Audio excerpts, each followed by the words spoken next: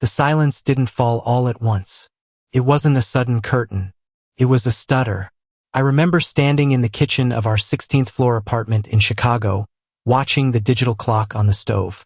It flickered, a panicked heartbeat of green light before dying.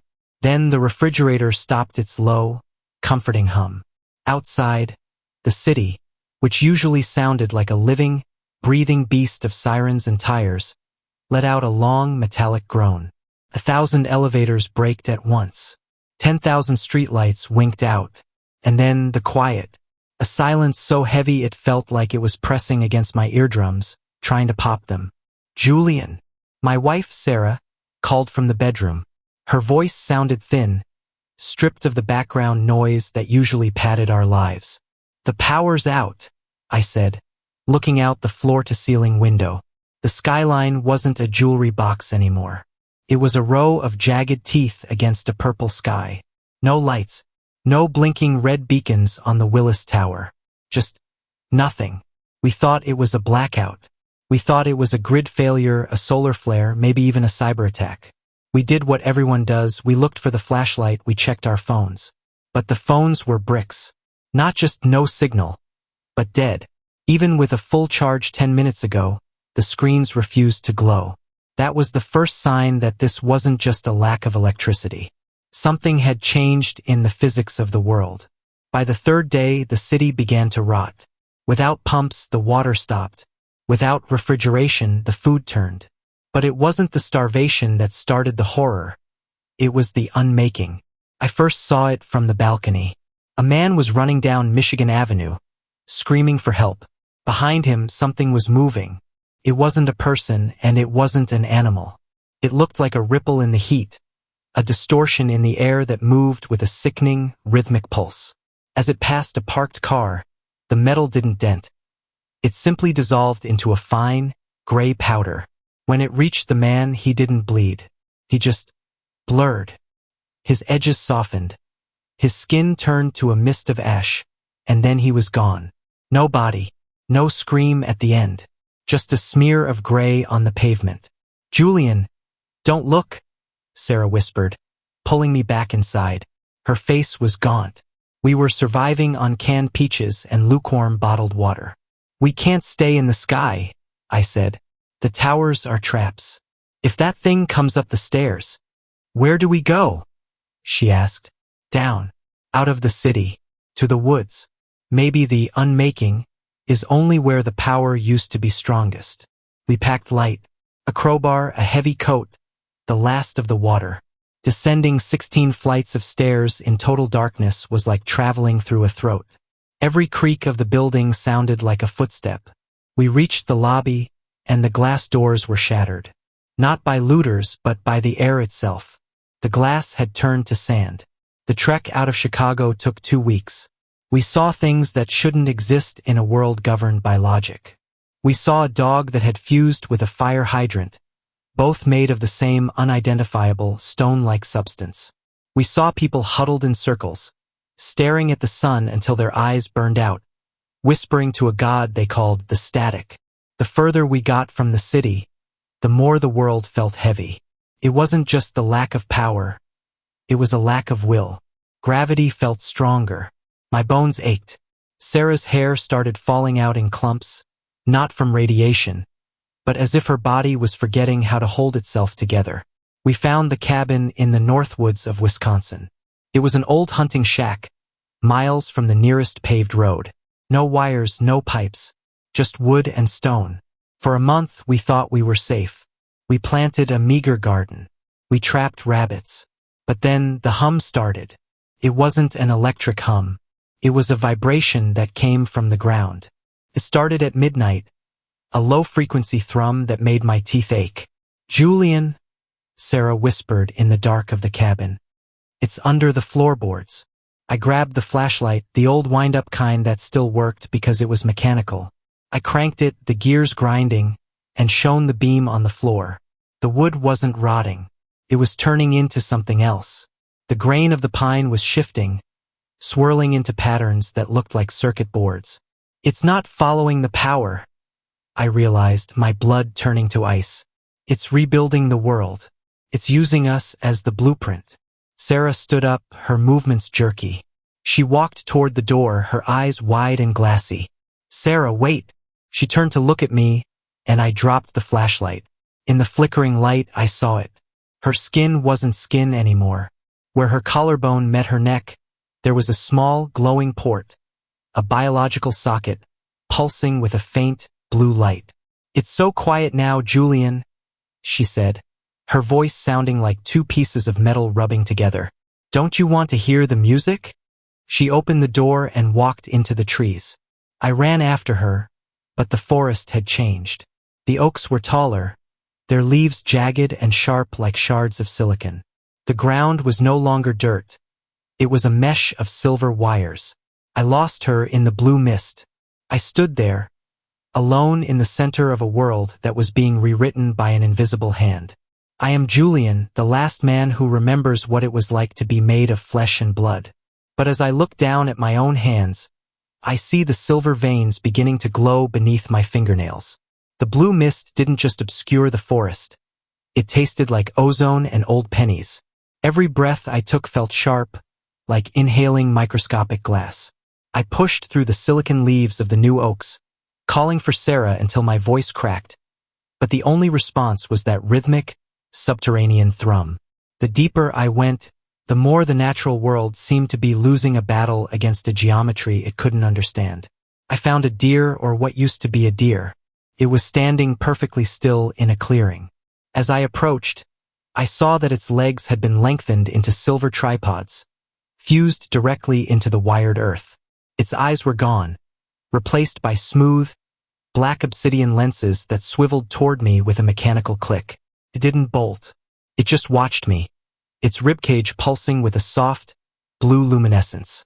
It was no longer a creature of flight. It was a sensor, a node in a network I was walking right through. I realized then that the Unmaking wasn't a destructive force. It was a harvest. Whatever was doing this didn't hate us. It was simply using us as raw material for a more efficient design. Hours felt like days. Without a sun that moved normally, the light just seemed to dim and brighten in stagnant cycles. I lost track of time. My own body was betraying me. The silver veins I'd seen in the cabin were spreading. They felt cold, like ice water running through my arms. When I touched the bark of the trees, I could feel the data flowing through them. A frantic, binary screaming that told of every leaf's temperature and every vibration in the soil. I finally found the source at the center of the valley. It wasn't a machine and it wasn't a building. It was a weaver. It stood 50 feet tall, a massive, spindly tower of iridescent bone and shifting metal cables. It looked like a spider made of starlight. Thousands of cables snaked out from its base, disappearing into the earth like roots. And hanging from its limbs, wrapped in translucent membranes, were the people. I saw the baker from our street in Chicago. I saw the children who used to play in the park.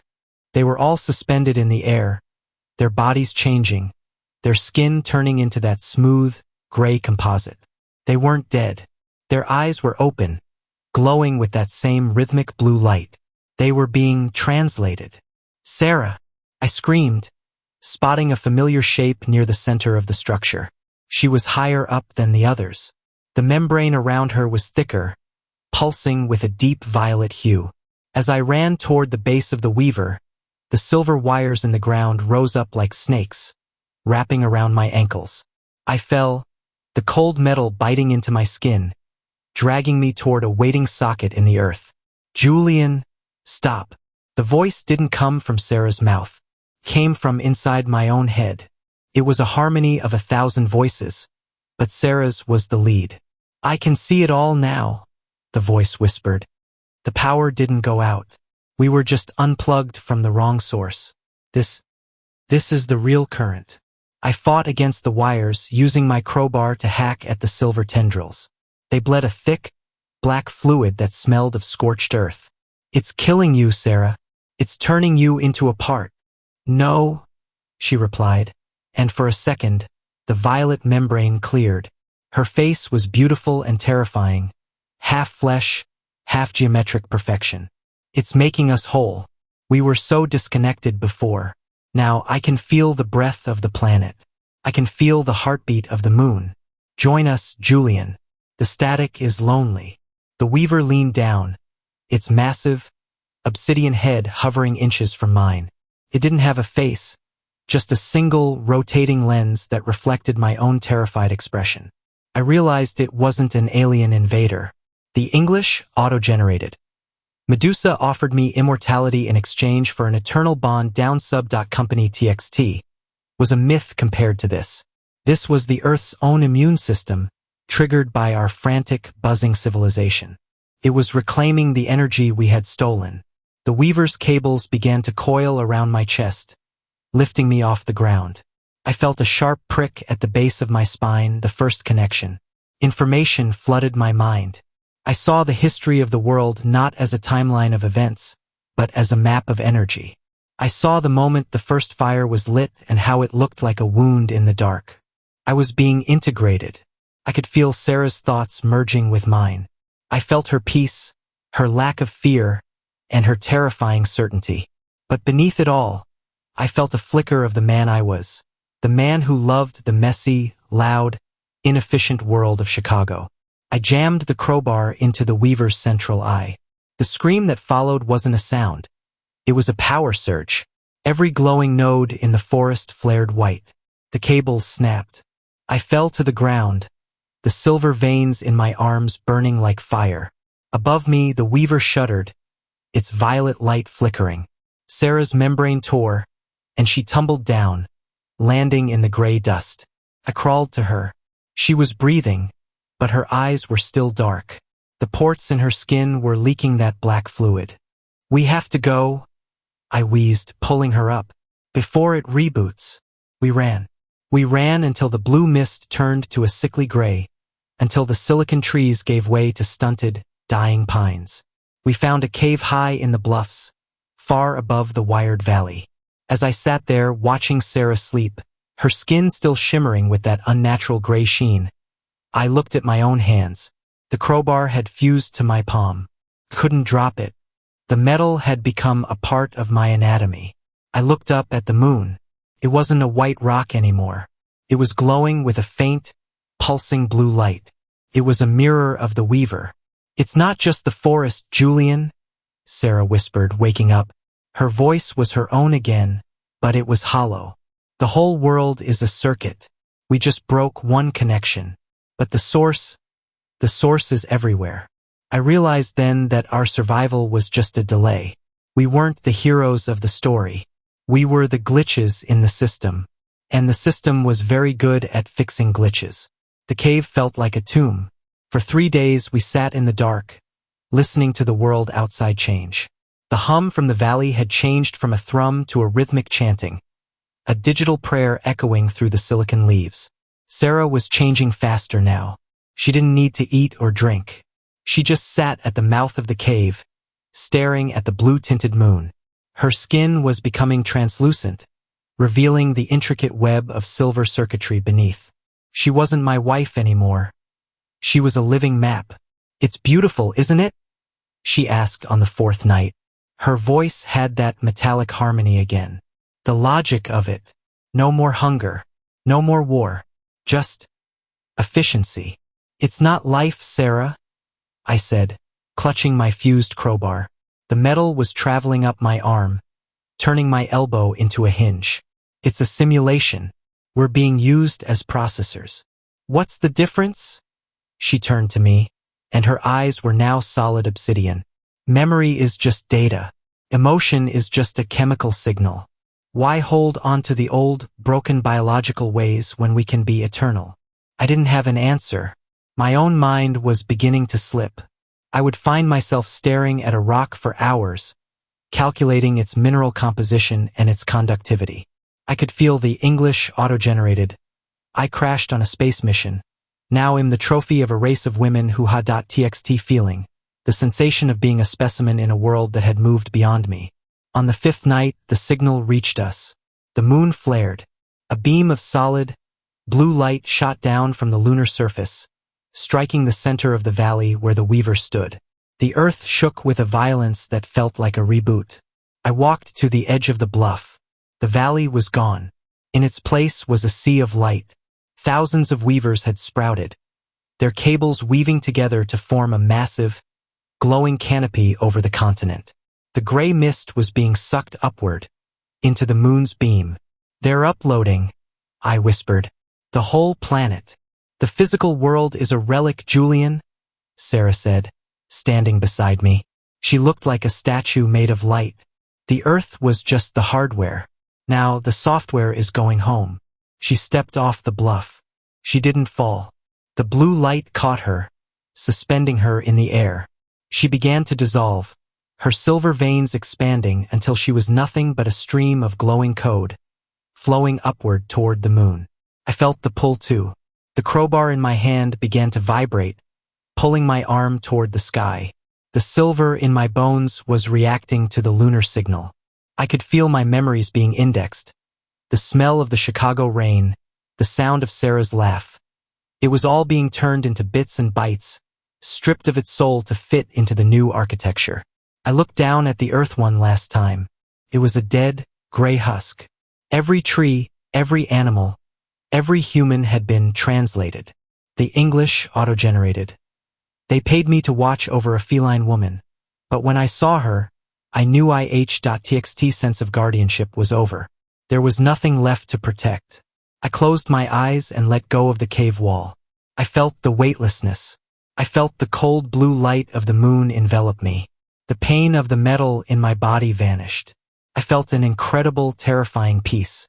I saw the English auto-generated.